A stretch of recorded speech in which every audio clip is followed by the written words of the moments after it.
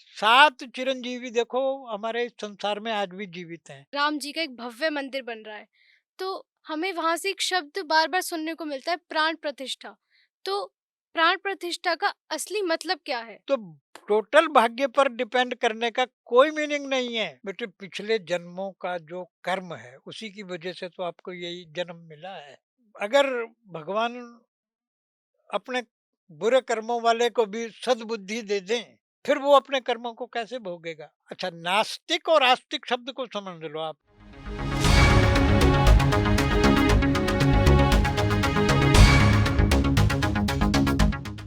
नमस्कार, मैं महक S and D media विभाग से।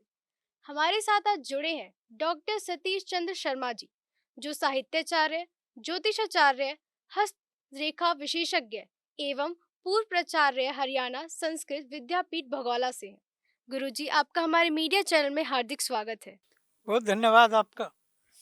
सर, आपने अपनी जिंदगी में कई उतार चढ़ाव देखे होंगे, तो क्या आप उन अनुभवों को हमारे साथ साझा करना चाहेंगे? देखिए बेटे, हर उतार चढ़ाव तो हर व्यक्ति की ज़िंदगी में आते हैं और हमारी ज़िंदगी में भी आए हैं। लेकिन जो आदमी हिम्मत से चलता रहता है, उद्देश्य को सामने रख कर के, टारगेट को सामने रख कर के चलता रहता है, आने वाली विघ्न बाधाओं को झेलने में परेशान नहीं होता, उनका बल्कि सॉल्यूशन निकालता है, उनका हल निकालता है और चलता रहता है, वो व्यक्ति कामयाब होता है। और जो व्यक्ति आई हुई उलझनों में उलझ कर के रह जाता है, वो वहीं का वहीं रह जाता है। और वो फिर उतार चढ़ाव वाला बात उसके अंदर नहीं रहती, फिर वो उन्नति नहीं कर पाता। हिम्मत व्यक्ति को करनी चाहिए, आती रहती हैं छोटी मोटी दिक्कतें हर व्यक्ति में, सुख और दुख, लाभ हानि, जीवन मरण, ये वो सब रहता है। तो उतार चढ़ाव में कहीं परेशान होने की जरूरत नहीं है। जीवन संघर्षमय है, लगे रहना चाहिए व्यक्ति को, अपने उद्देश्य के प्रति सजग रहना चाहिए। आने वाले रास्ते में कोई भी कांटे कीट पतंग ये वो सब आते हैं, दूर करते रहो उनको, लेकिन चलते रहो। चराई वेती चराई वेती न संशय। चलते रहोगे मंजिल पहुंच जाओगे, रुक जाओगे तो मंजिल तक नहीं पहुंच पाओगे। इसलिए उतार चढ़ावों की कोई परवाह नहीं करनी, सिर्फ चलना है। तो गुरुजी, क्या हम अपने भाग्य को अपने कर्म द्वारा जन्म के बाद भी बदल सकते हैं? हाँ, क्यों नहीं, क्यों नहीं। देखिए, ब्रह्मा जी ने हमारे भाग्य में जो लिख दिया है, वो होना है। अब होना है तो इसका मतलब हम हाथ पे हाथ धर कर बैठ जाएँ, जो होना है वो तो होता रहेगा। लेकिन साथ में ये भी कह दिया है कि हमने भाग्य तो लिखा है तुम्हारा पिछले जन्मों के कर्मों की वजह से। अब अगर आप अच्छे कर्म करते हैं, तो आपका भाग्य बदल सकता है। या फिर यूँ कहिए कि भावी मेट सकहिं त्रिपुरारी। भगवान शंकर को ये पावर है कि वो ब्रह्मा जी के लिखे हुए को मिटा सकते हैं, और नहीं कोई मिटा सकता, स्वयं ब्रह्मा जी भी नहीं मिटा सकते। सुप्रीम कोर्ट ने अगर किसी को मृत्यु दंड दे दिया है, तो सुप्रीम कोर्ट भी नहीं हटा सकता, लेकिन प्रेसिडेंट ऑफ इंडिया के पास ये ताकत है कि उसके मृत्यु दंड को वो मिटा सके। इसलिए अच्छे कर्म कीजिए, आपके जो पाप कर्म थे वो धीरे धीरे समाप्त होते चले जाएंगे, तो आप अपने भाग्य को कर्मों के द्वारा बदल सकते हैं। तो गुरुजी, आपको रामायण में ऐसी कोई पंक्ति जो आपको बहुत प्रेरित करती हो, तो क्या आप हमारे साथ उसे साझा अरे करेंगे? क्यों नहीं, क्यों नहीं। देखिए, भगवान कृष्ण ने जो भगवत गीता में इतना लंबा चौड़ा 18 अध्यायों में उपदेश दिया है, उसको अगर आप कहेंगे भाई एक पंक्ति में बता दो, तो मैं सीधा कहूंगा कि उन्होंने ये कहा है, मां मनुस्मर युद्ध च। मेरे को याद करते रहो और लड़ते रहो पूरी जिंदगी, मुझे याद रखना, लेकिन लड़ते रहना, कर्म करते रहना। ऐसे ही रामायण में, रामचरितमानस में भगवान ने अगर कुछ कहा है या हमें उसमें से कुछ प्राप्त होता है एक पंक्ति में, तो वो सीधा है कि रघुकुल रीति सदा चली आई, प्राण जाए पर वचन न जाई। पूरा इसका उद्देश्य जो है रघुकुल का, पूरे राम के परिवार का, सभी राजाओं ने और खासकर भगवान राम ने अपने इस मर्यादा का पूरा ध्यान में रखा है कि हम जो हमने वचन बोल दिया है उसको पूरा करने में चाहे हमारे प्राण चले जाएं, लेकिन हम उस वचन को नहीं तोड़ेंगे। अगर कहो तो मैं एक छोटी-सी कहानी इसके विषय में सुना देता हूँ। एक बार एक राजा ने किसी ऋषि का अपमान कर दिया और उस ऋषि ने राजा भगवान राम के पास जाकर के गुहार लगाई कि मेरा अपमान कर दिया है इस राजा ने, और बताइए आप क्या निर्णय करेंगे? बोले जी आप जो कहो। बोले उसका वध करो। बोले ठीक है, मैं वचन देता हूँ कि उसका वध कर दूंगा। अब राजा को पता चल गया कि अब राम ने वचन ले लिया है कि वो उसको वध करेंगे। तो बचने के लिए वो सीधा भगवान हनुमान के घर पहुंच गए। वहां पर हनुमान जी तो नहीं थे, जंगल में गए हुए थे। माता अंजनी थी। तो राजा ने कहा जी मुझे बचाओ, मुझे बचाओ। बोले नहीं, बताओ क्या बात है? नहीं, बाद में बताऊंगा, पहले वचन दो कि आप मुझे बचाओगे। हाँ हाँ, अच्छा वचन देती हूँ, बताओ क्या बात। बोले ऐसे ऐसे बात है और भगवान राम मुझे आज मारेंगे। बोले ये तो बहुत कठिन बात कर दी आपने, हमारे लिए समस्या पैदा कर दी। चलिए अच्छा, हनुमान को आने दो, मैं कहती हूँ उसको। हनुमान जी आए। बोले माता कैसे परेशान हो? बोले ऐसे ऐसे राजा है, इसको मारेंगे भगवान राम आज। बोले फिर आप मुझे क्या चाहती हो? बोले तुम बचाओगे इसको, मैंने इसको वचन दे दिया है। बोले आपने ये क्या करा? वचन दे दिया, मैं राम को कैसे रोकूंगा, मैं लड़ूंगा उनसे। बोले वो ये हमें नहीं पता आप लड़ोगे या क्या करोगे, लेकिन आपको इनको बचाना, मैंने इसको वचन दे दिया है। तो बोले ठीक है, आप माँ है और मैं आपकी बात मान लूंगा। तो जब राम मारने के लिए आए तो हनुमान जी आगे अड़ गए। अड़ते ही भगवान राम ने कहा ये क्या कर रहे हो भाई, मुझे उसको वो छिपा रखा है अंदर, तुमने बाहर निकालो उसको, मुझे मारना है। बोले जी मेरी माँ ने मुझे कहा है कि नहीं, तुम इसकी रक्षा करोगे, मैं इसकी रक्षा करूंगा। तो कहने लगे भाई ये तो बात गलत हो गई, इसका मतलब तुम्हें मुझसे युद्ध करना पड़ेगा। कह जी मैं तैयार हूँ, चाहे मैं आपका शिष्य हूँ, भक्त हूँ, सब कुछ हूँ, लेकिन मुझे अपनी माँ का वचन निभाना है। वो कहते मुझे अपना वचन निभाना है। बोले जी कुछ कर लो फिर। बोले फिर युद्ध करना पड़ेगा, कर लो युद्ध। अब जो ही वो युद्ध करते थे तो उसमें हनुमान जी प्रहार नहीं करते थे। जो वो तीर छोड़ते थे वो अपनी गदा आगे कर देते थे और जय श्री राम ऐसे बोल देते थे। वो तीर गदा को लग करके वापिस चला जाता। बहुत टाइम, लंबे समय तक ये युद्ध चला। राम भगवान समझ गए कि मैं इसको हरा नहीं सकता, और वैसे भी भक्त को हराना मुश्किल है।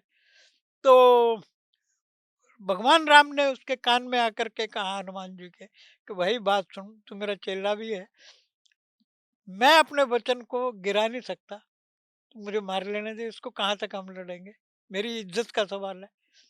तो हनुमान जी ने कहा जी मेरी भी इज्जत का सवाल है और वचन है, मैंने दे दिया अपनी माँ को।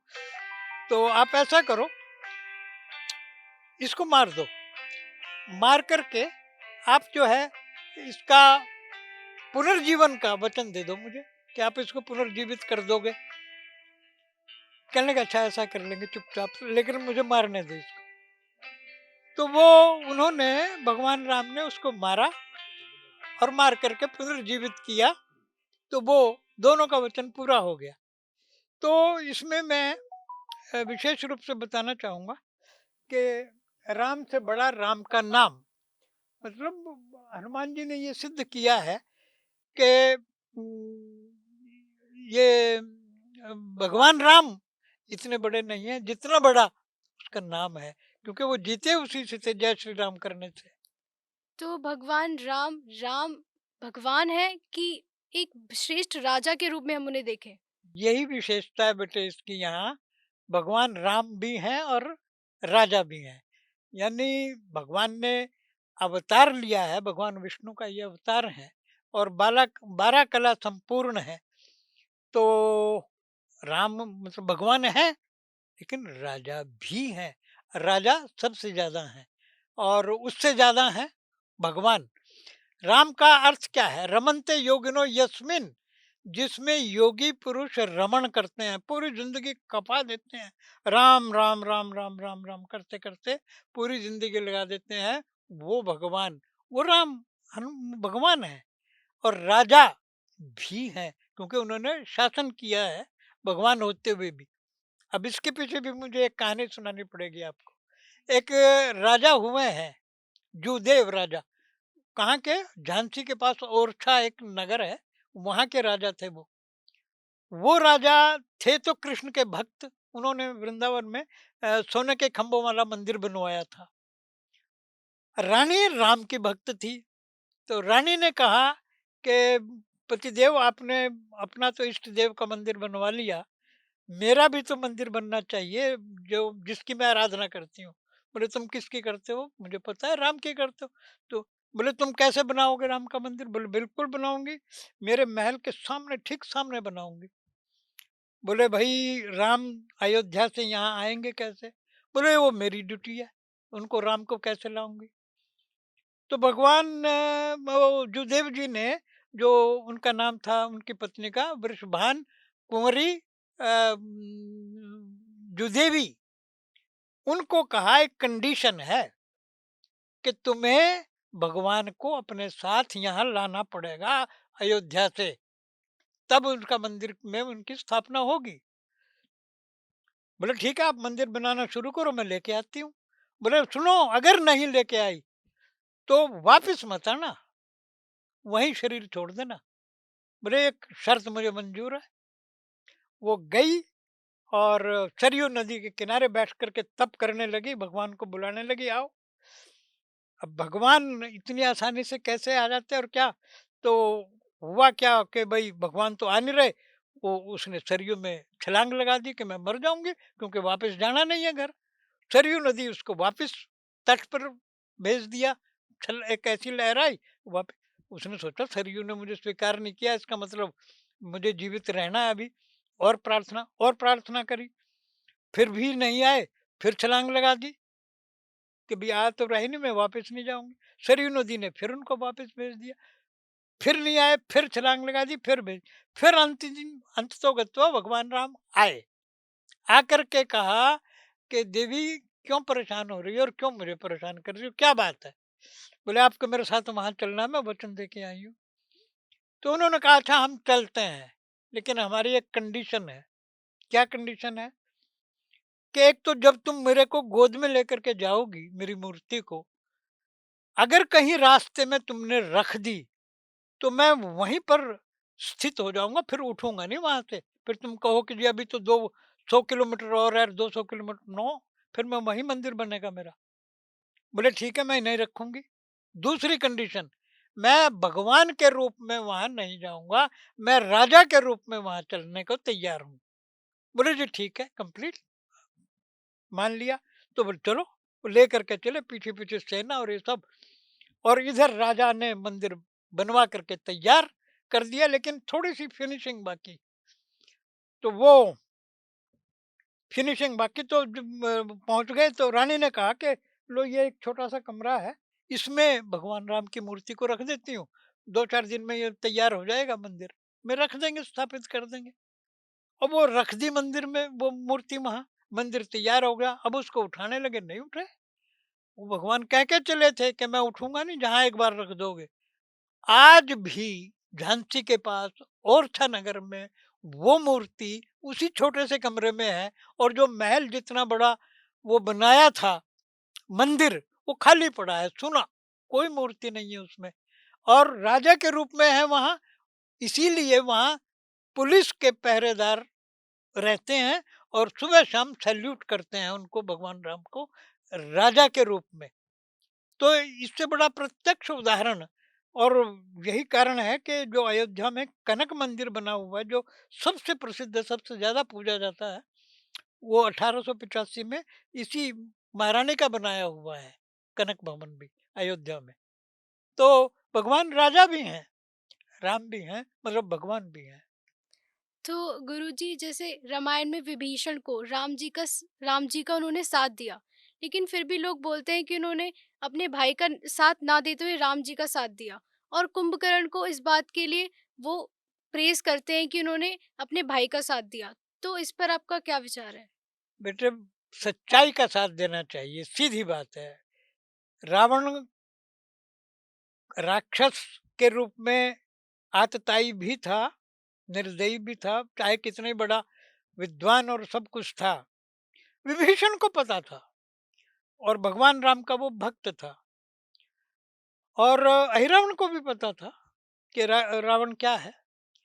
तो अहिरावण ने राक्षसपन की बुद्धि से पहले तो मना किया था, अहिरावण ने भी रावण को, नो, ऐसा मत करो आप, मेरे से ऐसा मत करवाओ। लेकिन रावण के आगे किसी की चलती नहीं थी, वो तो मान गया कि ठीक है, मरना तो है ही अब, उसका साथ दे दिया। लेकिन विभीषण सत्य पर आधारित था, सत्य कभी मरता नहीं है, अजर अमर होता है, और भगवान का वो राम का भक्त था, तो उसने रावण का साथ नहीं दिया। बहुत अच्छा किया, चाहे वो उसका भाई था, कुछ भी था, राजा था, लेकिन उसने हिम्मत की सच्चाई का साथ देने के लिए। अपना भाई हो, चाहे राजा हो, चाहे कोई भी कुछ भी हो, व्यक्ति को सच्चाई के साथ हमेशा खड़े रहना चाहिए, अन्याय और अत्याचारी के साथ नहीं। अन्याय को सहन करना भी एक पाप होता है, गलत होता है। इसलिए विभीषण ने जो किया बहुत उत्तम किया, और उसका रिजल्ट भी ये रहा कि उसको अंत में रावण की जगह लंका का अधिपति भगवान ने, राम ने उसका भी अभिषेक करके उनको राजा बनाया वहाँ का, जो फिर उसने अच्छा राज्य चलाया वहाँ। अच्छे लोगों की कीमत होती है, ज़रूरत होती है, और उनका विनाश नहीं होता अच्छे लोगों का। तो हम ये कह सकते हैं कि विभीषण जी के भाग्य में ही लिखा था कि वो लंका के राजा बनेंगे। हो सकता है कि इस बात को तो मान ही लेना चाहिए हमें। ब्रह्मा जी ने अगर किसी के भाग्य में वो लिख दिया है, वो किस रूप में कब कैसे बनेंगे, ये अब बताइए। मोदी जी हैं, चाय बेचते थे, कभी किसी ने सोचा था क्या कि ये प्रधानमंत्री बनेंगे? यहाँ तक सोच सकता है कोई आदमी एमएलए बन जाएगा, चलो मुख्यमंत्री बन जाएगा, लेकिन पूरे देश का राजा और वो पूरे विश्व में अपना नाम, तो ये भाग्य की तो रेखाएँ हैं और कर्म की तो खेल हैं, जो विधाता जिसको जिस रूप में जैसे जिस रास्ते से भेजना चाहते हैं, वहाँ प बिठा देते हैं। तो गुरुजी, जैसे रामायण में बाली ने अपने पुत्र अंगद को राम जी के पास छोड़ दिया, सौंप दिया, ये जानते हुए भी कि राम जी ने उनका वध किया। तो और अंगद भी पूरे भक्ति भाव से उनके पास गए। रावण को पता था कि ये राम जो हैं भगवान हैं और मेरा वध करेंगे, मेरा उद्धार करने के लिए आए हैं। हो सकता है रावण ने इसीलिए कोई बहाना बनाया हो सीता हरण वगैरह करने का, ये सारी लीलाएं रावण को पता था। ऐसे ही अंगद को पता था कि ये भगवान है, और इनके हाथों वध होना मेरे लिए सौभाग्यकारी है, क्योंकि मेरा मोक्ष हो जाएगा इससे।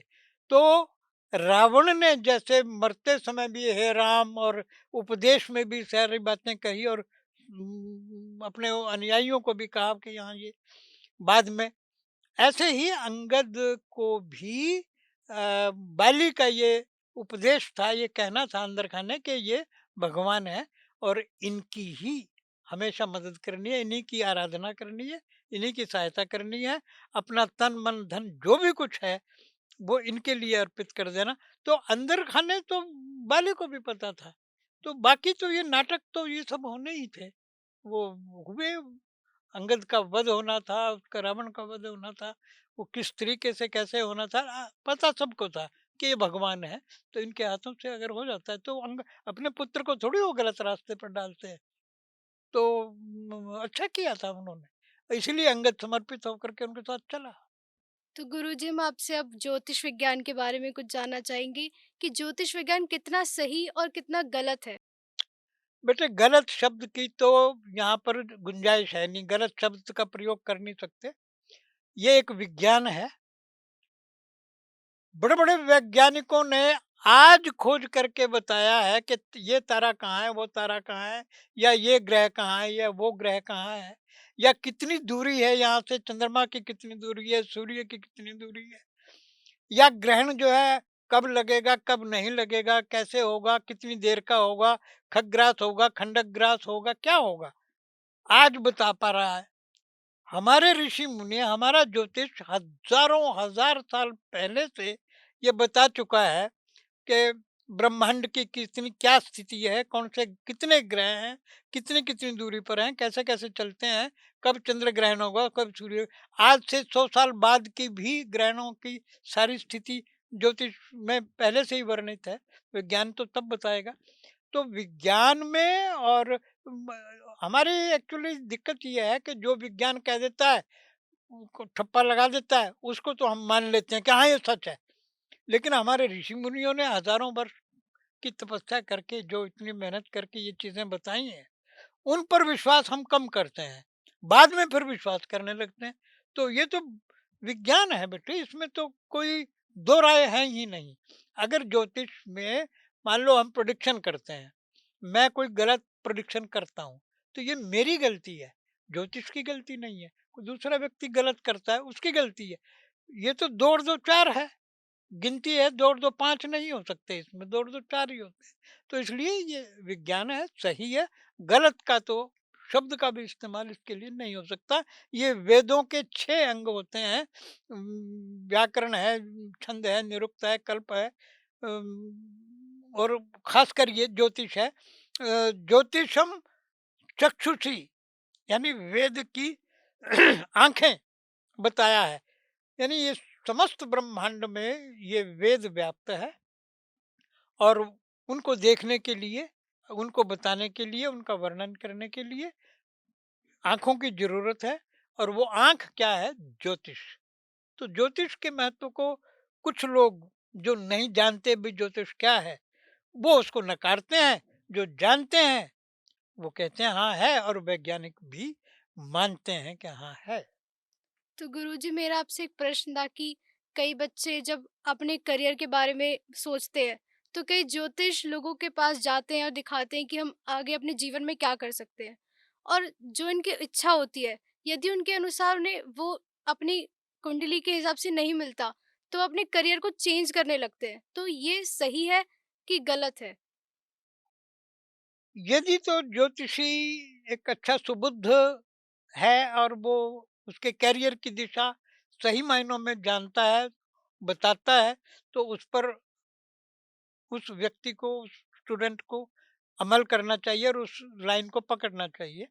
और अगर वो व्यक्ति कहता है कि मेरी तो इच्छा इस दिशा में है, मैं मेडिकल में जाना चाहता हूँ, मैं नॉन मेडिकल में नहीं जाना चाहता, तो ज्योतिषी को चाहिए कि कहीं ऐसा ना हो, तुम्हारी प्रिडिक्शन में इसमें देख, सोच में, बताने में कोई फर्क हो, तो वो उसकी राय को ध्यान में रखते हुए अपनी प्रिडिक्शन में थोड़ी चेंजिंग कर सकता है।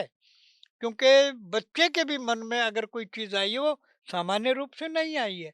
पूर्व जन्म के संस्कार होते हैं, पूर्व जन्म के किए हुए कर्मों के संस्कारों की वजह से ही उसका मन में ये चीज़ आई है।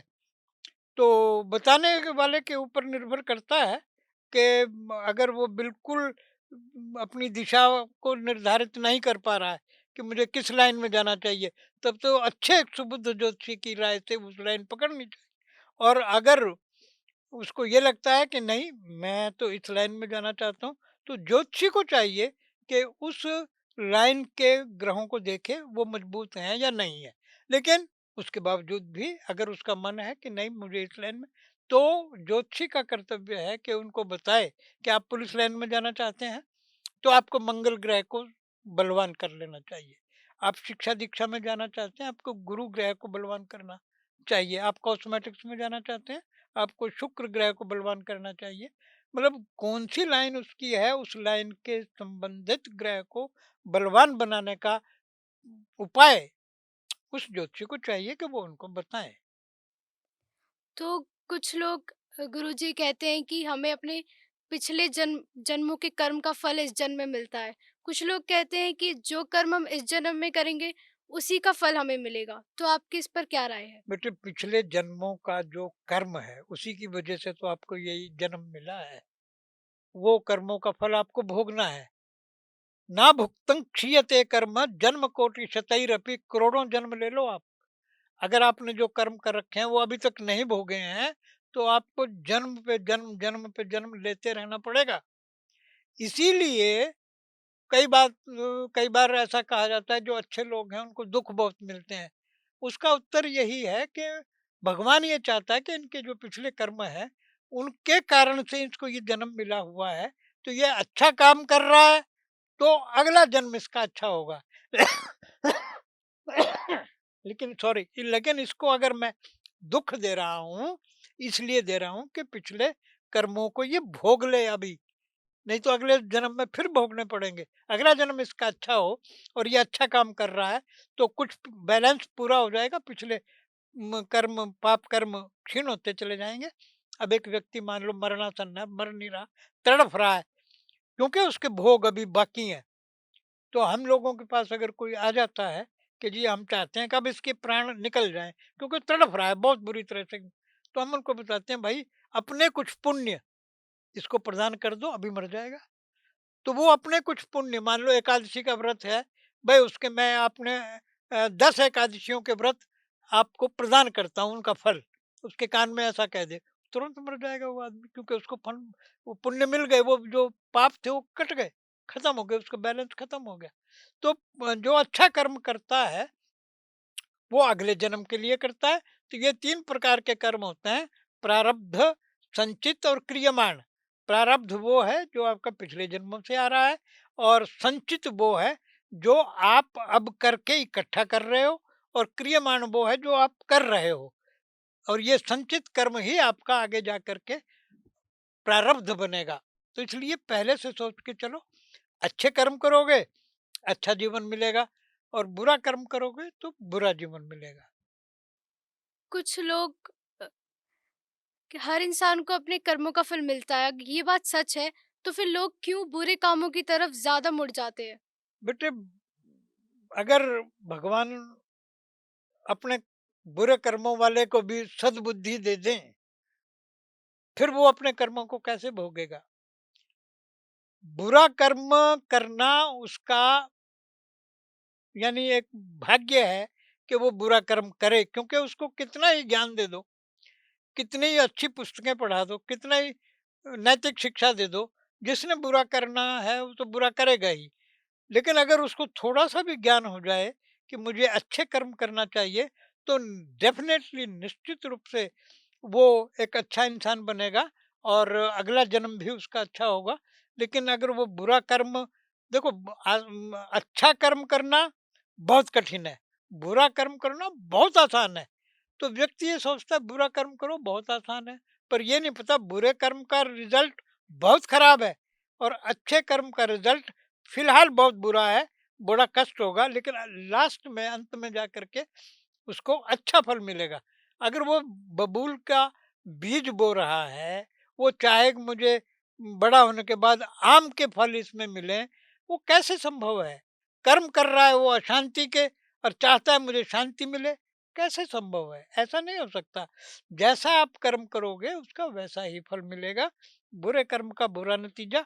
ये कहावत बिल्कुल सही है कि चाहे कोई करके देख ले, बुरे कर्म करने वाले को तो पहले अच्छा लगता है, बाद में फिर वो जब भोगता है, फिर बड़ा उसकी आत्मा और उसका मन बुद्धि तड़पती है, कलपती है कि काश मैंने अच्छे कर्म किए होते, कोई मुझे सदगुरु मिला होता तो मैं अच्छे कर्म कर पा। गुरुजी, जैसे आजकल की पीढ़ी ज्योतिष इन सब चीज़ों पे विश्वास नहीं करती, तो हम उन्हें आध्यात्मिकता से कैसे जोड़े रख सकते हैं? बेटे, मैं या तो मैथमेटिक्स पढ़ता हूँ, मैं साइंस पढ़ता हूँ, मैं सोशियोलॉजी पढ़ता हूँ, मैं कुछ और पढ़ता हूँ, ये सब्जेक्ट पढ़ता हूँ, वो पढ़ता हूँ। मैं ज्योतिष को ना पढ़ता हूँ, ना मुझे किसी ने बताया है ज्योतिष, ना ही हमारे परिवार में ऐसे संस्कार थे कि जो मुझे ज्योतिष के बारे में बताते। तो मैं तो ज्योतिष को मना ही करूँगा, नेगलेक्ट ही करूँगा, मैं उसको रिफ्यूज़ ही करूँगा कि ज्योतिष कुछ होता ही नहीं है। मान लो मेरे को अपने धर्म का ज्ञान है, तो मैं कहूँगा मेरा धर्म बहुत अच्छा है। मैं मेरे से कोई क्रिश्चियनिटी के विषय में पूछे, क्रिश्चियन धर्म के विषय में पूछे, मैं कहूँगा नहीं यार, कुछ नहीं वो। लेकिन जो जानते हैं वो तो कहेंगे ना बहुत कुछ है। कुरान शरीफ के बारे में मुझसे कोई पूछे, मैं कहूँगा यार मुझे तो कुछ नहीं पता, क्या है वो नहीं, लेकिन जो जानते हैं वो तो कहेंगे ना बहुत अच्छा है। तो अगर कोई ज्योतिष के विषय में एबीसीडी जानता ही नहीं है, तो वो तो सीधा कहेगा भी नहीं है।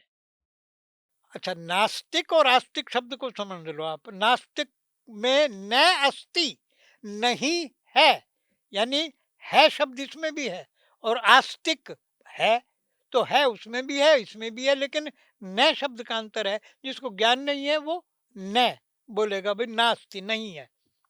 तो अगर उस बच्चे को परिवार से नैतिक शिक्षा मिले, उसको रामायण की कुछ शिक्षा मिले, कुछ उसको भागवत की शिक्षा मिले, गीता की मिले, अच्छे संस्कार मिलें, स्कूलों में नैतिक शिक्षा दी जाए। हमारे स्कूलों में पाठ्यक्रमों में गीता का पाठ जो है वो रखा जाए।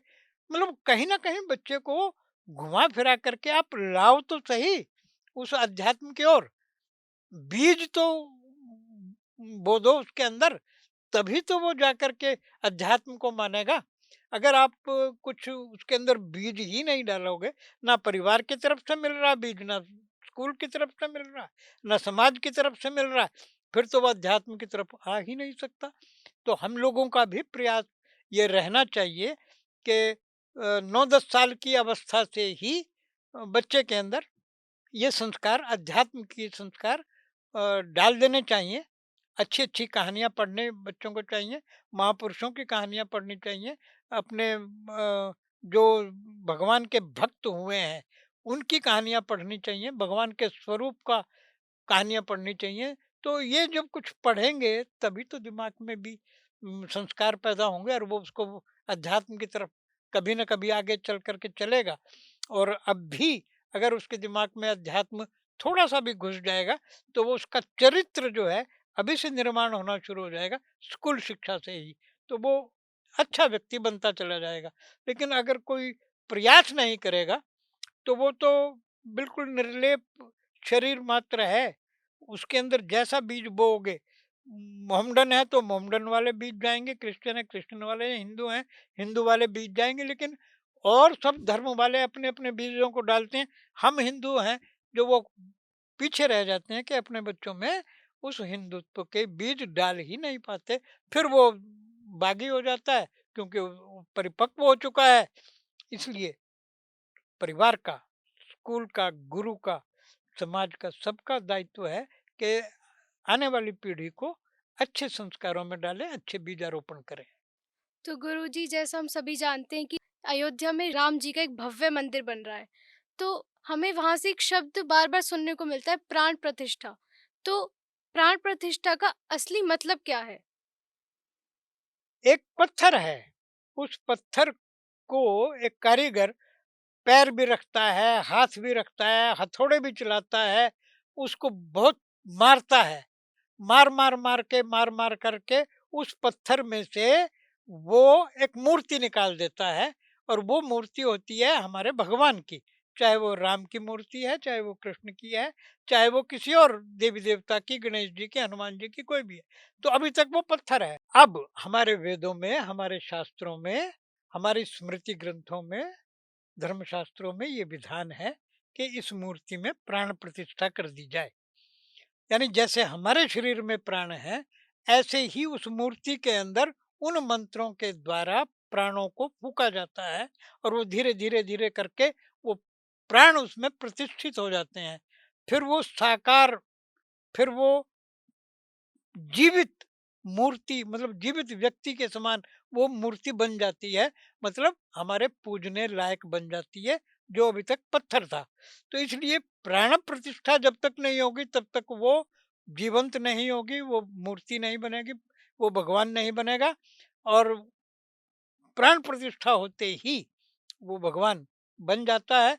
और प्राण प्रतिष्ठा करने का भी एक शुभ मुहूर्त, शुभ घड़ी, और ये सारा ग्रह नक्षत्र वगैरह देख करके ज्योतिष के माध्यम से, तब ही तामसी देवता की प्रतिष्ठा कब होनी चाहिए, सात्विक देवता की कब होनी चाहिए, और रजोगुणी जो मूर्ति है उसकी प्राण प्रतिष्ठा कब होनी चाहिए, सबका अलग अलग विधान है। प्राण प्रतिष्ठा के बिना वो मूर्ति नहीं है, मतलब उसमें वो भगवान नहीं है। गुरुजी, जैसे हमारे प्रधानमंत्री नरेंद्र मोदी जी ने 11 दिन का उपवास रखने का निर्णय किया है, तो उस उपवास को रखने से क्या लाभ होते हैं? बेटा सीधा सा उत्तर है इसका। हमारे शास्त्र कहते हैं देवमयो भूतवा देवम यजेत। पहले खुद तो देवता बनो, तभी तो देवता की पूजा करोगे। मान लो आप तो खुद देवता है नहीं, ऊट पटांग तो आप खा रहे हैं, ऊट पटांग आप पहन रहे हैं, ऊट पटांग आप कर्म कर रहे हैं, जो अच्छे माड़े कर्म, बुरे कर्म है वो सारे वो कर रहे हैं, और आप कहते हैं कि मैं प्राण प्रतिष्ठा कर दूं। अरे तुम तो अधिकारी ही नहीं बने भाई अभी प्राण प्रतिष्ठा के। तो इसलिए मोदी जी, आदरणीय मोदी जी, परम पूजनीय मोदी जी, 11-11 दिन का उपवास, यानी नवरात्रों में वो उपवास करते हैं, सारी दुनिया जानती है। लेकिन प्राण प्रतिष्ठा में वाक़ई इतने दिन तप करना चाहिए, ज़मीन पर सोना चाहिए, और लोग तो सात्विक भोजन की कहते हैं कि सात्विक भोजन कर लो, वो कहते हैं नहीं, मैं तो भाई निराहार रहूँगा, पानी के ऊपर रहूँगा। अर्थात अपने अंदर भी भगवान राम को पैदा करके, स्थापित करके, तब वो अधिकारी बनेंगे किसी मूर्ति में प्राण प्रतिष्ठा करने के। तो बिना देवता बने किसी देवता की प्राण प्रतिष्ठा करना असंभव है और मुश्किल है और कठिन है और ना ही करनी चाहिए। तो मोदी जी का तो जवाब ही नहीं है कि वो राममय अपने आप को बना करके और तब वो राम की प्रतिष्ठा करेंगे प्राणों की। अच्छा गुरुजी, तो श्री राम जी को मर्यादा पुरुषोत्तम की उपाधि मिली, तो उसके बारे में आपकी क्या राय है? कभी भी उन्होंने मर्यादा से हट करके कोई काम नहीं किया, सब मर्यादा में किया। उनको वनवास जाने का हो गया आदेश, तो विद्रोह नहीं किया कि नहीं, मैं तो नहीं जाऊंगा, मेरा तो राज्याभिषेक होना है। कैकई ने कुछ ऐसा कर दिया, तीन वचन लेकर के इनको बनवा जा, कैकई को कुछ नहीं कहा। भरत वहां नहीं है, तब भी मैं जा रहा हूँ, आकर के भरत राज्य संभालेगा, कोई बात नहीं। रास्ते में चल पड़े सीता जी को, यद्यपि उन्होंने कहा कि तुम रहने दो, कहाँ जाओगे जंगल में। बोले नहीं, जहाँ आप जाएंगे मैं भी जाऊंगा। तो ठीक है, अच्छा चलो। 14 वर्ष तक पूरी मर्यादा में रहे, पति पत्नी के संबंध से भी नहीं रहे, जबकि पत्नी साथ है। और अभी चले ही थे, 1-2 किलोमीटर ही चला होगा, जब कांटे वांटे आने लगे, तो सीता जी तो बल्कि उस समय ये कहती हैं कि अरे हम तो थक गए। कहा, अभी कितनी दूर और चलना है। तो भगवान राम ने सोचा, यार देखो, मैंने इनको कहा था वीर मत चलो तुम, अभी तो 10 कदम भी नहीं चले, 14 वर्ष तक चलना है। और सीता अभी से कह रही है अभी कितना और चलना है। तो उनको संभालते हैं कि नहीं भाई चलो तो सही, अभी थोड़ा और चलेंगे फिर विश्राम करेंगे। लक्ष्मण कहीं क्रोध इत्यादि कर लेते हैं, उनको समझाते हैं नहीं, हमारी मर्यादा में नहीं। किसी प्रकार से कोई मतलब खेवट वगैरह जो है कि नदी पार करने में कोई दिक्कत डाल रहा है, तो उसको भी हाथ जोड़ रहे हैं, भाई करवा दे यार हमें पार, कोई बात नहीं। मतलब ये नहीं है कि मैं राजा हूँ, मैं राम हूँ, मैं ये हूँ, तो केवट को भी ये कह दें कि तू कैसे नहीं उतरवाएगा। मतलब कहीं पर भी शबरी के झूठे बेल बेर खाने में भी कहीं उन्होंने राजत्व और मैं राम और मैं भगवान, हर जगह मतलब किसी को अगर डांटना भी है तो प्यार से, और किसी को जो काम करना है वो सारा पूरा मर्यादा में रहते हुए उन्होंने सारे काम किए। इसीलिए उनको पुरुष से पुरुषोत्तम इसीलिए कहा गया क्योंकि वो मर्यादा में रहे। तो भगवान थे वो अलग चीज है, लेकिन भगवान के अलावा वो एक राजा और पुरुषोत्तम थे। और वो मर्यादा के कारण से विशेष रूप से अपने नगर में कभी भी किसी को अशांत या परेशान या दुखी या नहीं होने देखना चाहते थे। वो कहते हैं मुझे गलत बात के ऊपर अगर अपनी पत्नी का भी परित्याग करना पड़ जाए ना, तो मैं हिचकिचाऊंगा नहीं, मर्यादा में रह करके मुझे वो भी काम करना पड़ेगा। प्रजानुरंजन के लिए मैं सब कुछ कर सकता हूँ, चाहे मुझे अपनी पत्नी तक को छोड़ना पड़ जाए। तो वो इतने वचनबद्ध हैं, तो इसलिए वो मर्यादा में रह मर्यादा से बाहर हट करके कभी कोई काम नहीं किया उन्होंने। अच्छा गुरुजी, जैसे नकारात्मकता से बचने के लिए जो भी बुजुर्ग हैं या जो भी हमारे बड़े हैं, वो पूजा पाठ करते हैं, सुंदरकांड का पाठ करते हैं, तो इसका विद्यार्थी के जीवन में क्या महत्व हो सकता है? सुंदरकांड में मुख्य रूप से हनुमान जी का वर्णन है, और हनुमान जी भगवान राम के भक्त हैं और चिरंजीवी हैं। 7 चिरंजीवी देखो हमारे इस संसार में आज भी जीवित हैं। अश्वत्थामा बलिर्व्यासो हनुमांश्च विभीषण, कृपा परशुरामश्च सप्तैते चिरजीविनः। ये 7 चिरंजीवी हैं, कभी भी इनके दर्शन हो सकते हैं। ऐसे ही ऋषियों में मार्कंडेय ऋषि, वो भी चिरंजीवी हैं। तो जब हनुमान जी चिरंजीवी हैं, अगर हम उनकी आराधना करें, हम उनका सुंदरकांड का पाठ करें, हम उनसे कुछ शिक्षा दीक्षा लें, उनसे प्रेरणा लें, और अपने सुख दुख को मतलब आप जेल में हैं तो भी, आप भूत प्रेत से ग्रसित हैं तो भी, आप बीमारी से ग्रस्त हैं तो भी, यानी कोई भी विकट से विकट परिस्थिति है, आप भगवान राम का, हनुमान जी का नाम लेके तो देखो। हनुमान जी का नाम लेने में कंडीशन ये रहती है, जो लोगों को फिर पता नहीं रहती, कि पहले भगवान राम का नाम लो।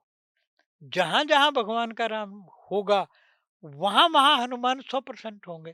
तो भगवान राम का थोड़ा कीर्तन करो और फिर हनुमान जी को बुलाओ, उनको आसन दो, फूल और लड्डू का भोग उनको लगाओ और दीपक देश से घी का जला कर के उनसे प्रार्थना करो।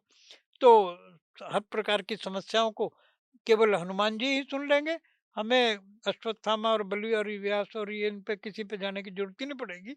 तो ये सबसे ताकतवर और सबसे ज़्यादा जल्दी सुनने वाले भगवान हैं हमारे, और हमारे आज के युवा वर्ग को अपना आदर्श हनुमान जी को बना करके चलना ही चाहिए। अच्छा गुरुजी, जैसे परीक्षा के समय विद्यार्थी अपने आत्मबल को खो देते हैं, तो हम उनके आत्मबल को कैसे बढ़ावा दे सकते हैं? तो उस पे आपकी क्या राय है? भाई सबसे पहले तो मैं बच्चों को ये कहना चाहूँगा कि ये तो उत्सव की तरह से है परीक्षा तो, इसमें आत्मबल खोने का मतलब क्या? लेकिन आप आत्मबल इसलिए खो रहे हैं क्योंकि आपकी हो सकता है तैयारी पूरी ना हो। जिसकी तैयारी पूरी है वो कभी आत्मबल नहीं खोता। आत्मबल वही खोता है जिसकी तैयारी नहीं होती है।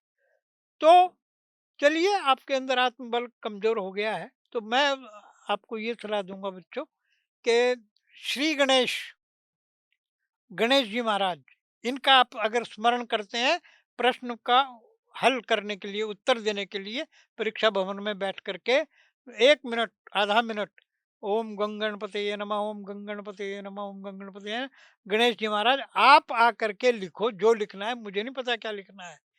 तो गणेश जी आकर के आपकी मदद करेंगे, जो आप लिखोगे फिर यूँ समझो गणेश जी लिखवा रहे हैं।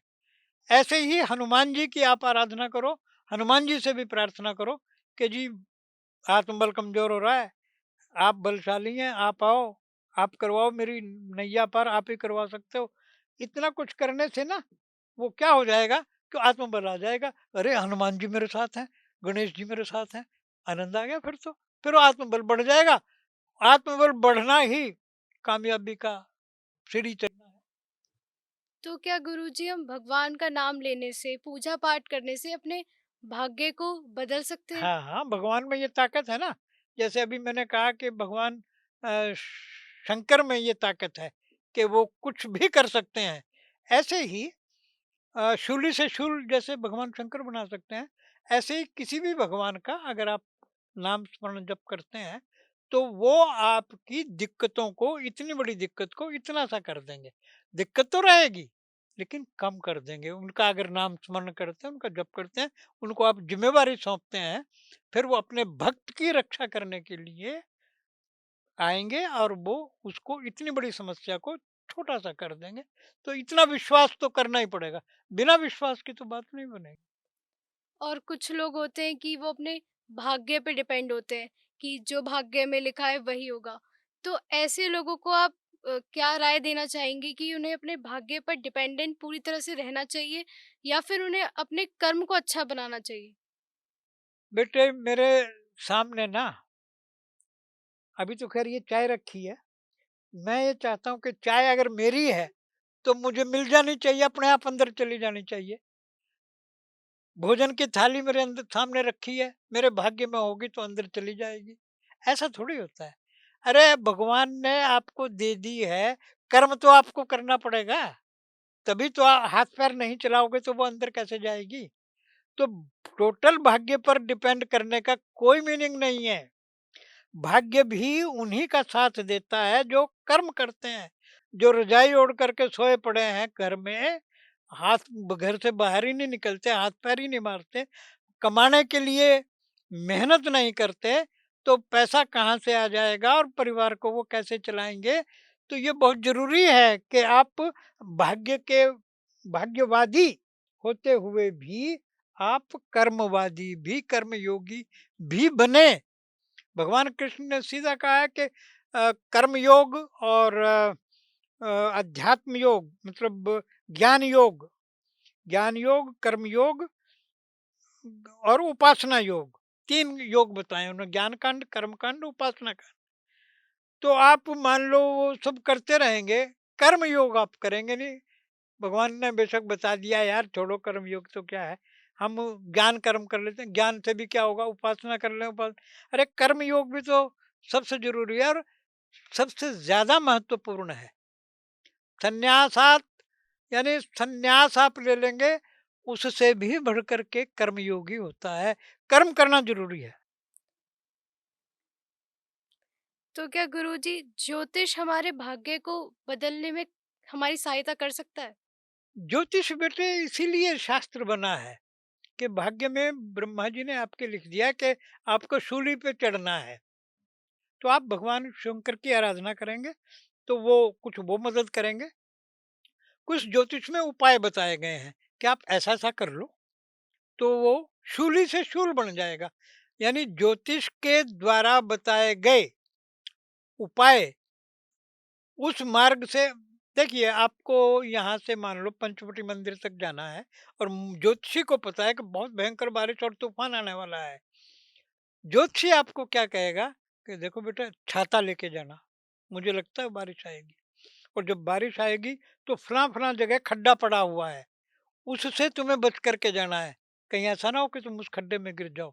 रेनी कोट वगैरह, ऊपर का कोट और शूज ये वो सब अच्छे से पहन के जाना। वहाँ एक पेड़ का वृक्ष बहुत लंबा बहुत भारी एक वृक्ष आएगा, उसके नीचे थोड़ी देर विश्राम कर लेना। तो तो उस व्यक्ति को पहुंचना तो है, पंचवटी जाना तो पड़ेगा उसको, लेकिन वो आसानी से चला जाएगा। और अगर उसको पता नहीं है तो वो पता नहीं तो किस खड्डे में गिर जाएगा, किस जगह पहाड़ पत्थर पड़े होंगे उसकी ठोकरें खाएगा, कितना भीगता हुआ जाएगा और उसको फिर नमूनिया हो जाएगा। और गिरता पड़ता वो पहुंच तो जाएगा क्योंकि उसको पहुंचना है, लेकिन ज्योतिषी के बताए गए उपायों से अगर वो चलेगा सुरक्षित पहुंच जाएगा। इसलिए ये ज्योतिष ये उपाय करती है। तो कोई ऐसा उपाय जो सभी छात्रों को मदद करे?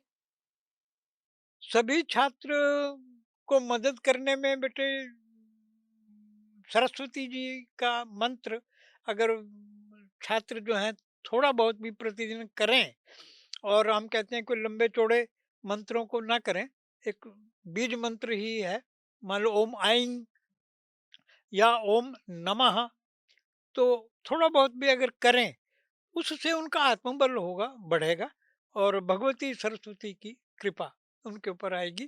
तो मनोयोग, मनोबल, ये इनका मनोवृद्धि होना, मन की ताकत का बढ़ना, यानी कॉन्फिडेंस का बढ़ना, मतलब सकारात्मक दृष्टिकोण अपनाना, ये सबसे बड़ी।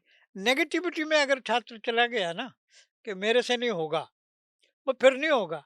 और वो सोचेगा मेरे से होगा, कैसे नहीं होगा, फिर वो हो जाएगा। तो ये सोच रखना बहुत ज़रूरी है। तो गुरुजी हमारे दर्शकों के लिए कोई ऐसी बात जो आप उन्हें कहना चाहेंगे, उन्हें उन्हें प्रेरित करना चाहेंगे?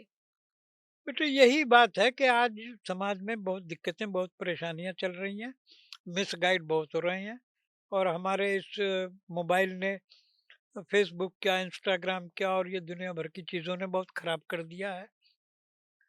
अब मैं इसका कहना नहीं मानता, वो मेरा कहना नहीं मानता, ये उसमें, ये अपने हिसाब से चल रहा है, वो अपने हिसाब से, कोई कहीं नहीं पहुंच पा रहा है। कुछ ही हैं जो बच्चे ठीक से पहुंच पा रहे हैं या निकल पा रहे हैं। तो मैं तो ये कहूंगा बच्चों को कि माँ मनुस्मर युद्ध च, जो अर्जुन ने महाभारत का युद्ध जीता, वो ठीक है भगवान कृष्ण की सहायता से जीता। तो आप भी भगवान कृष्ण की सहायता ले लो, सरस्वती की सहायता ले लो, वो ठीक। लेकिन मेन उद्देश्य जो उनका ये है कि माँ मनुस्मर युद्ध च, कभी मेरे को याद करते रहो, लड़ते रहो। लड़ना तो पड़ेगा, मतलब आपको अपने गंतव्य तक, पर्वत की ऊंचाई की शिखर तक तो आपको पहुंचना ही पड़ेगा। आप भागते हुए जाओगे तो हाफ करके गिर जाओगे, धीरे धीरे जाओगे चोटी तक पहुंच जाओगे। इसलिए भगवान का नाम लेते रहो, पढ़ाई को विद्या सरस्वती का रूप मान करके चलते रहो। और अपना जो एक उद्देश्य है कि मुझे डॉक्टर बनना है या मुझे इंजीनियर बनना है या मुझे आईएएस बनना है, एचसीएस बनना है, मुझे क्या बनना है, उसको उद्देश्य को अपने सामने रखो और 24 घंटे में से फिलहाल कम से कम आप 8 घंटे, फिर कुछ दिनों के बाद जो बड़ी क्लासों में चले जाओगे 12 घंटे, और फिर और आईएएस वगैरह की तैयारी करने लगोगे तो 16-16 घंटे आपको पढ़ाई करनी पड़ेगी निरंतर रूप से, चारों तरफ से ध्यान हटा करके। तभी आपका जीवन बनेगा और जीवन की समरसता, जीवन का महत्व और जीवन का रस आपको मिल पाएगा। आप चाहें कि बिना चले, बिना कुछ करे ऐसे ही हम मोदी की तरह से महान बन जाएँ, भई सॉरी ऐसा नहीं होता। वो उसके लिए बहुत बड़े, पता नहीं कितने जन्मों तक मोदी जी ने तप किया होगा, तब जा कर के ये स्थिति मिलती है, नहीं तो हर एक थोड़ी कोई पहुँच पाता है। कोई भी नहीं सोच भी नहीं सकता कोई भी ऐसा हो सकता है। तो ये बड़े तप का प्रभाव, आप अभी से तप करोगे, वो इस जीवन में भी आपको काम करेगा और अगले जीवन के लिए भी काम आएगा। सकारात्मक सोच रखिए, मेन चीज़ आपको। तो गुरुजी, मेरा आखिरी प्रश्न ये कि दर्शकों को रामायण और गीता के महत्व के बारे में अगर आप बता पाएँ? बेटे देखो, रामायण ये कहती है त्याग करो। ना राम को कुछ चाहिए, ना भरत को कुछ चाहिए, ना लक्ष्मण को कुछ चाहिए, ना शत्रुघ्न को कुछ चाहिए। किसी को कुछ नहीं चाहिए। 4 भाई हैं, चारों भाइयों का आपस में प्यार है। राम भरत के लिए छोड़ देते हैं, भरत राम के लिए छोड़ देते हैं, मैं राज नहीं करूँगा, मैं तो नंदीग्राम में बैठ कर के अपना खड़ाऊँ रख कर के वो राज करूँगा। शत्रुघ्न कहते हैं मेरा क्या मतलब, मैं तो राम के साथ जाऊँगा, सेवा तो करूँगा इनकी, देख-रेख करूँगा, सुरक्षा करूँगा। राम भगवान सोते रहते हैं, वो अपना तीर लेकर के बैठे रहते हैं, चारों तरफ ध्यान, कोई आ ना जाए, कोई तंग ना कर जाए। और ऐसे ही शत्रुघ्न का है। तो और सभी को सब कुछ मिला, राम को राज्य मिला और फिर शत्रुघ्न और भरत को भी वही सब कुछ मिला। त्यागी, त्याग जिसने किया उनको सब कुछ मिला। और ये महाभारत जिसमें दुर्योधन ये कहता है कि मैं सुच्याग्रम न दास्यामि, सुई के अग्रभाग तक की नोक के बराबर भी जमीन नहीं दूंगा। भाई सारे राज्यों के वो मालिक पांडव, तुमको वो सब कुछ दे रहे हैं, भाई थोड़ा सा हमको भी दे दो। नहीं दे रहे हैं तो 5 गांव दे दो, नहीं दे रहा इतना सा भी नहीं देता, आ जाओ भाई फिर मैदान में। तो लड़ मर करके 100 पुत्रों का युधिष्ठिर ने, मतलब अपने धृतराष्ट्र ने भी अपने 100 पुत्रों का विनाश करवा लिया। 18 अक्षौहिणी सेना मर गई, शवों के खून पड़े हैं वहां, इतना कुछ कुरुक्षेत्र लाल हो गई जमीन खून से। तो क्या वो धर्म ठीक है या रामायण वाला धर्म ठीक है? तो व्यक्ति को रामादिवत प्रवर्तितव्यम न रावणादिवत, राम की तरह से आचरण करना चाहिए, रावण इत्यादि की तरह से नहीं। ये निष्कर्ष है उसका। और इसका महाभारत का ये है कि हमें भगवान कृष्ण के बताए हुए गीता के उपदेश के अनुसार चलना चाहिए। नहीं तो व्यास जी ने महाभारत की रचना करने के बाद भी बहुत दुखी हुए वो, कि यार ये मैंने क्या रचना कर दी, सारे शव ही शव पड़े हैं, खून ही खून पड़ा है, सब मरमरा गए, सब नष्ट हो गए। बड़ी ग्लानि हुई उनको। अपनी ग्लानि को दूर करने के लिए फिर उन्होंने हरिवंश पुराण की रचना की, भगवान की स्तुति करी, तब उनको थोड़ी शांति मिली। तो अगर अशांत रहना है तो महाभारत पढ़ो, महाभारत की तरह से आचरण करो। अगर शांत और सच्चा और सही इंसान रहना है तो रामायण के तरह से आचरण करो। हमारी सबसे बड़ी दिक्कत बेटे ये है, हम गीता को मानते हैं, गीता की नहीं मानते। रामायण को मानते हैं, रामायण की नहीं मानते। माता पिता को मानते हैं, माता पिता की नहीं मानते। गुरु को मानते हैं, गुरु की नहीं मानते। मतलब हम को तो मानते हैं और की नहीं मानते।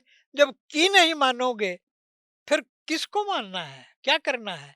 अरे जिनको मानना चाहिए उनको तो मानो आप, उनको आप मानते नहीं। तो ये एक विडंबना हमारे समाज में हमारे लिए है। उस विडंबना से हमारे आज युवा वर्ग को निकलना होगा कि अगर आपको गीता को मानना है तो गीता की भी माननी चाहिए। तो गुरुजी, हमारे कुछ स्टूडेंट्स हैं जो आपसे कुछ प्रश्न पूछना हाँ, चाहते हैं, हाँ, तो बोलो, बोलो, बोलो। प्लीज़।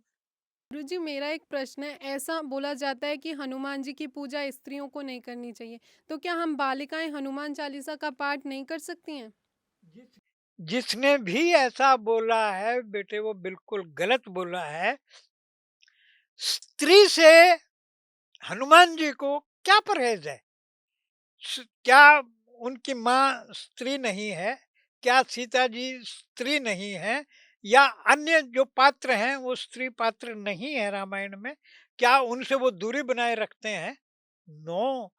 अगर वो ब्रह्मचारी हैं इसलिए स्त्री को नहीं उनकी पूजा करनी चाहिए, तो क्या वो स्त्री उसके ब्रह्मचर्यत्व को खंडित कर देंगी?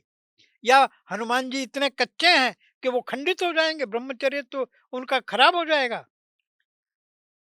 भगवान हनुमान के लिए प्रत्येक नर नारी, प्रत्येक बच्चा बच्ची सब एक दृष्टिकोण में है। उनको किसी भी प्रकार का ये वो नहीं है कि भेदभाव अंतर्भाव, कि अगर स्त्री नजदीक आ गई तो उनको कुछ हो जाएगा। ये गलत धारणा है।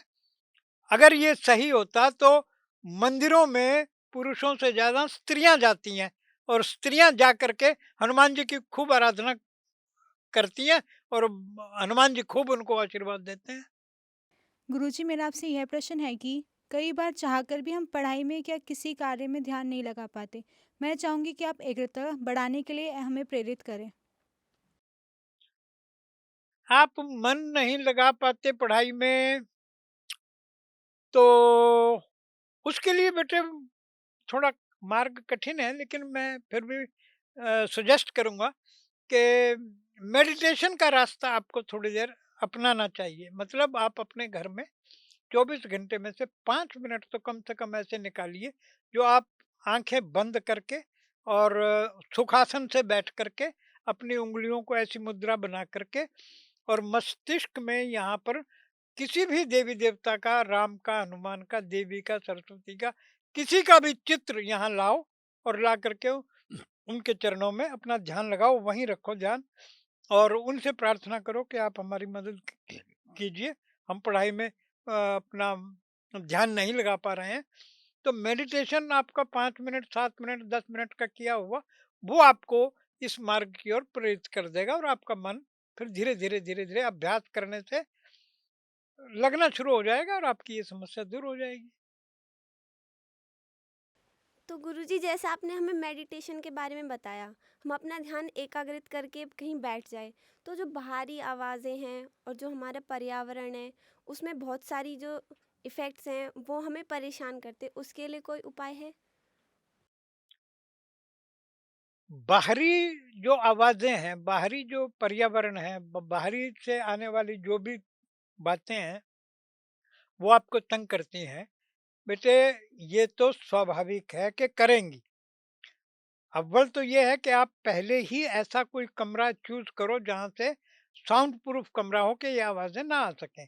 लेकिन फिर भी अगर आती हैं तो उनकी बिना परवाह किए बिना आप अपने ध्यान में एकाग्रचित्त होकर के बैठे रहो। लेकिन नहीं बैठ सकते, आएंगी आवाज़ें, क्योंकि बड़े-बड़े जो तपस्वी, महातपस्वी, बड़े-बड़े ब्रह्मचारी, बड़े-बड़े ऋषि मुनि हुए हैं, उन्हीं को ये संभव है कि बाहर की आवाज़ें, बाहर की किसी प्रकार की पर्यावरण या कोई और चीज़ जो आप कह रहे थे, वो उनको तंग नहीं करती, वो सिद्ध हो चुके होते हैं।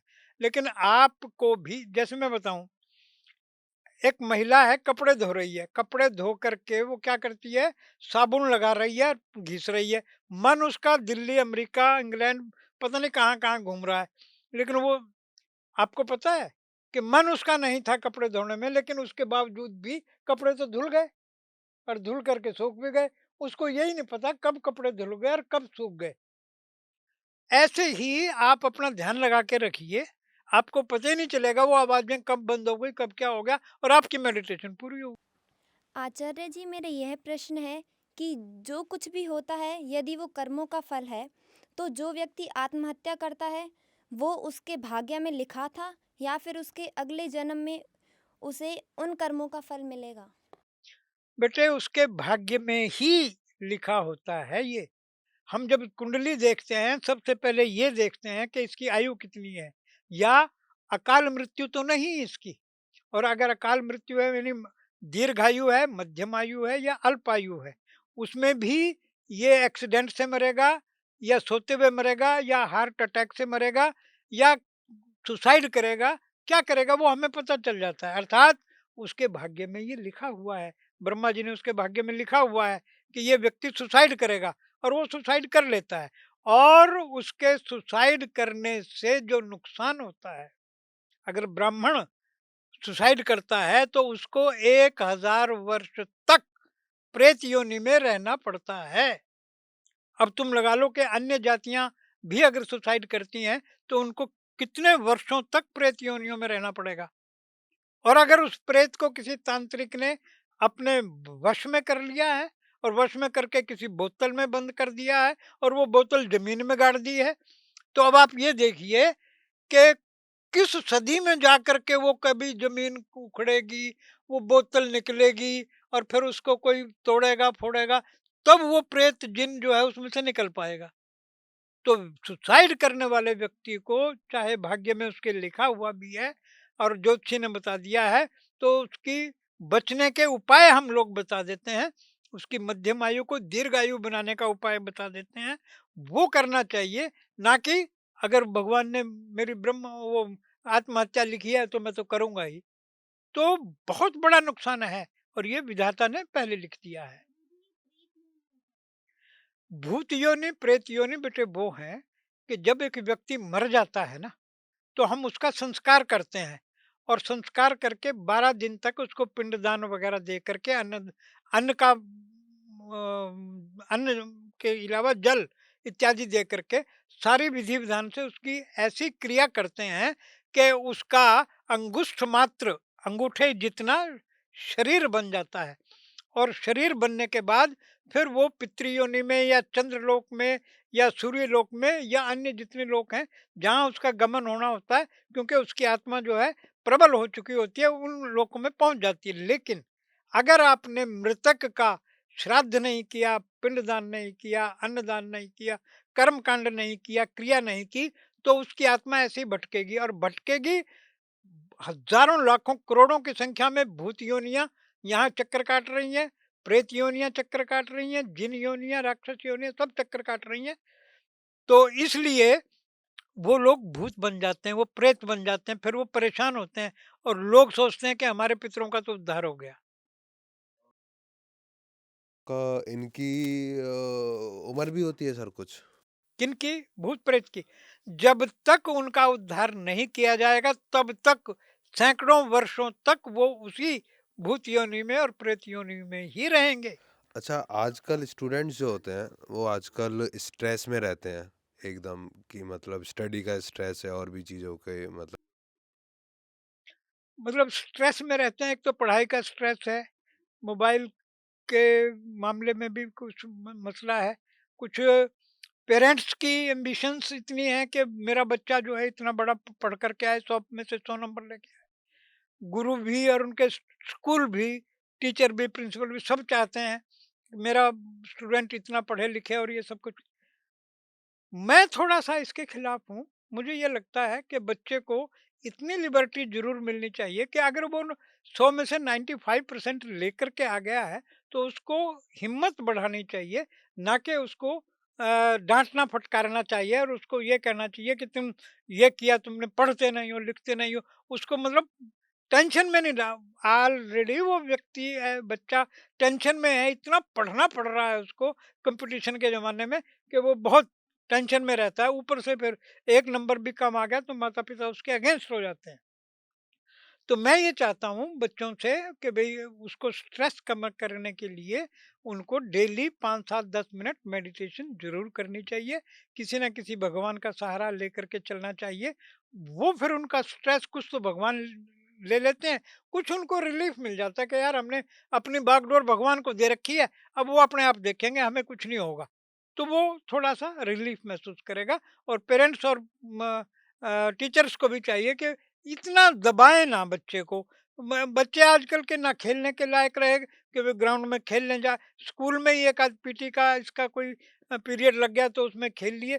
घर जा कर के माँ बाप नहीं उसको खेलने देते, मोबाइल पर खेल ले और ये खेल, तो ये बच्चे के लिए थोड़ा सा अच्छा नहीं चल रहा है माहौल। उनको खेलना भी चाहिए, थोड़ा एंटरटेनमेंट भी करना चाहिए, सोना भी चाहिए। नहीं सो पा रहे हैं बच्चे, इतनी स्ट्रेस है उनके ऊपर। तो इस पर सब पर विचार करना चाहिए सभी को, और बच्चे को थोड़ा मेडिटेशन करना चाहिए। देखिए, इंटरनेट की सुविधा बच्चे के लिए बहुत अच्छी सुविधा है, लेकिन अगर बच्चा टोटली इंटरनेट पर डिपेंड करके चल रहा है, तो ये कोई अच्छी बात नहीं है। मान लो पहले एक ज़माना था कि किसी का फ़ोन नंबर हम लोग दिमाग में बिठा के रखते थे, और उसका फ़ोन नंबर ये है, या कहीं थोड़ा बहुत डायरी में लिख लेते थे। आज एक का भी नंबर हम याद नहीं रखते। हमारे मोबाइल में फ़ीड है, उसको निकालेंगे और उसको फ़ोन कर लेंगे। हमारे दिमाग की आदतों को इस इंटरनेट ने ख़राब कर दिया है। तो मैं तो ये चाहूँगा बच्चों को कि ज़रूरी होने पर इंटरनेट का इस्तेमाल करें, बहुत आवश्यक सामग्री तुम्हें चाहिए उसका इस्तेमाल करें। बाकी अपने दिमाग में रखें, जो भी कुछ चीज़ रखनी है, नेट से निकाल कर के अगर आप सारा कुछ करोगे, तो दिमाग फिर आपका उतना काम करना छोड़ देगा, जितना आपको काम आपके दिमाग को काम करना चाहिए।